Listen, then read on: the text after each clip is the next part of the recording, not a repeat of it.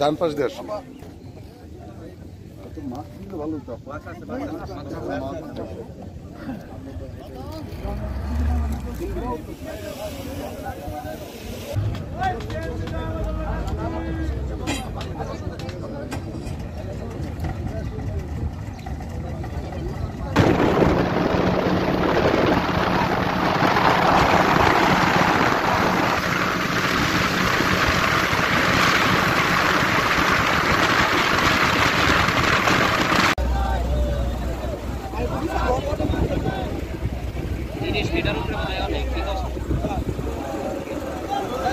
যা যা যা আগে যাস না, একটু স্লো যা, একটু যা।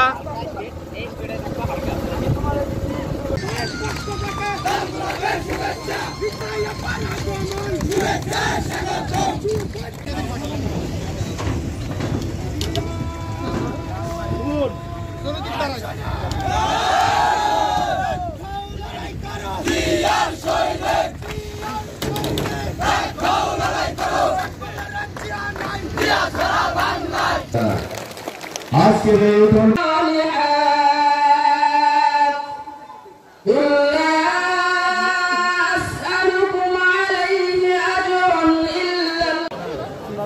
আমি পরিচয় করে দিচ্ছি মানিকগঞ্জ জেলা শাখা সংগ্রামী আহ্বান আমাদের শ্রদ্ধাভাজন মুরব্বী জনাব আব্দুল জলিল ভাইকে আমি পরিচয় করে দিচ্ছি।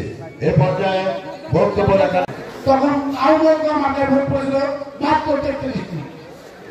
96 সালে এই রাষ্ট্রীয় কাঠামো মেরামতের 31 দফা এই উঠোন বৈঠকে উপস্থিত সম্মানিত সভাপতি, হৈরামপুর থানার সম্মানিত সভাপতি আব্দুল হান্নান মিঠা সহ উপস্থিত নেসরাগঞ্জ ইউনিয়নের সমস্ত সম্মানিত সর্বস্তরের সম্মানিত নেতাকর্মীবৃন্দ, আজিমনগরতে আগত সর্বস্তরের নেতাকর্মীবৃন্দ এবং হৈরামপুর থানার বিভিন্ন ইউনিয়ন হইতে আগত সম্মানিত নেতাকর্মীবৃন্দ, সম্মানিত প্রধান শিক্ষক সহ অন্যান্য শিক্ষক শিক্ষিকাবৃন্দ, ছাত্রছাত্রীবৃন্দ, সবাইকে সম্মানিত নেতৃবৃন্দ এসেছে, এলাকাবাসী আসে না। পরবর্তী সময় আমার ঈদের পরে আমাদের প্ল্যান আছে যে আজিমনগর চরে আমরা যাব। ঈদের পরে আজিমনগর চরে যে আমরা এই 30 দফার বৈঠক করব।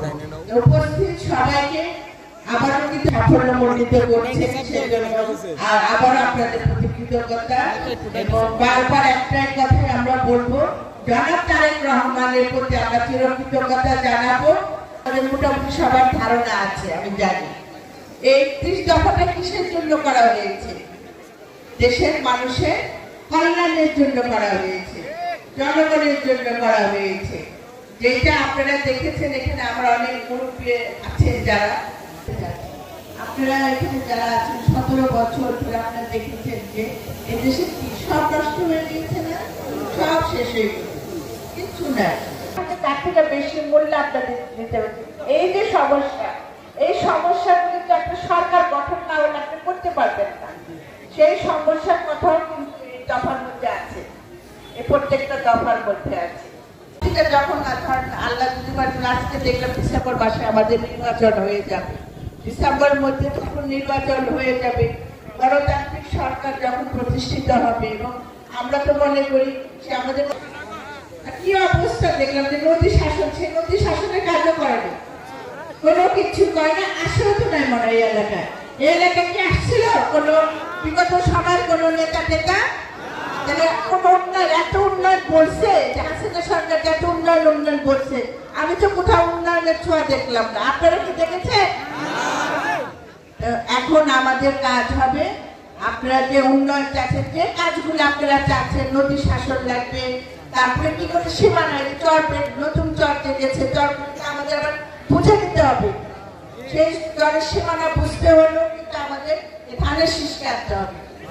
আমাদের এখন প্রধান কাজ হবে, কি কাজ হবে? ধানের শীষের জন্য কাজ করতে হবে। আমরা কারো প্রলোভনের কাছে আমাকে রেখে গিয়েছেন যে কাজের জন্য আমি যেন সেই কাজটা করতে পারি। সেই সাথে আমার যে নেতা জনাব তারেক রহমান, তার হাতকে বলিষ্ঠ করার জন্য প্রত্যেকটা পদক্ষেপে যেন আমি আপনাদের সবাইকে নিয়ে কাজ করতে পারি। আমি কাউকে দূরে সরাতে চাই না, সবাইকে নিয়ে আমি কাজ করব। কিন্তু আমার একটা শর্ত থাকবে, তার সব থাকতে হবে, দলের আদর্শ এবং দলের